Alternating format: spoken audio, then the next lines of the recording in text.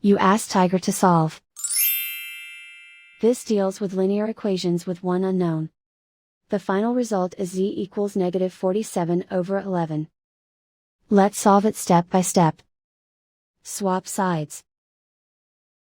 Group all constants on the right side of the equation. Add 6 to both sides. Group like terms. Simplify the arithmetic.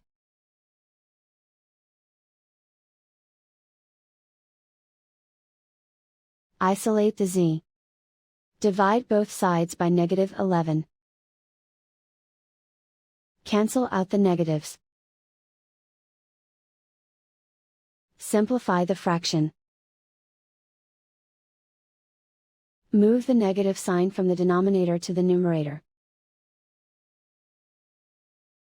And so the final result is z equals -47/11.